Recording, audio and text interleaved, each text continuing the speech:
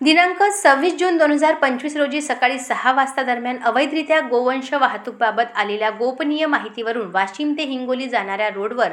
तोंडगावा नाका भागात पोलीस स्टॉपसह जाऊन नाकाबंदी केली असता वाशिमकडून हिंगोली जाणाऱ्या रोडवर दुरूनच एक संशयित वाहन क्रमांक MH40 BG 4076 हा येताना दिसून आला असता त्यास थांबविण्याचा इशारा केला असता त्याने अधिक वेगाने ट्रक पळविला असता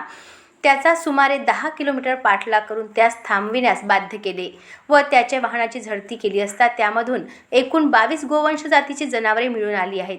सदर वाहन चालकास त्याचे नाव गाव विचारले असता त्याने त्याचे नाव रसीम रजा खान वय 25 राहणार कामगार नगर नागपूर असे सांगितले।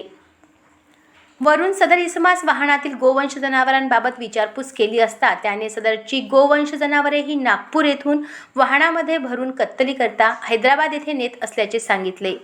वरून सदरचे वाहन ट्रक क्रमांक MH40 BG 4076 अंदाजे किंमत 14 लाख रुपये व 22 गोवंश जनावरे किंमत 4,25,000 रुपये असा एकूण 18,25,000 रुपयांचा मुद्देमाल ताब्यात घेऊन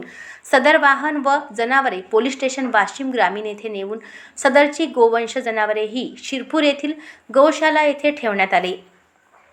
नमूद आरोपी विरुद्ध पोलीस स्टेशन वाशिम ग्रामीण येथे कलम गोवंश संरक्षण अधिनियम 1976 कलम अ 9 ब 955 अ 5 प्रमाणे गुन्हा दाखल करण्यात आला।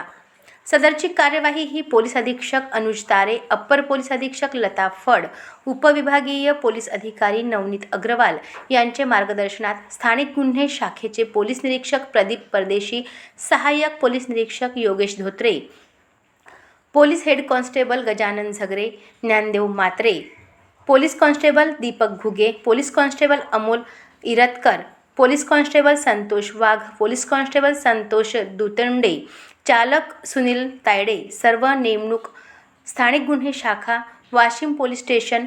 वाशिम ग्रामीण, सहाय्यक पोलीस निरीक्षक श्रीदेवी पाटील,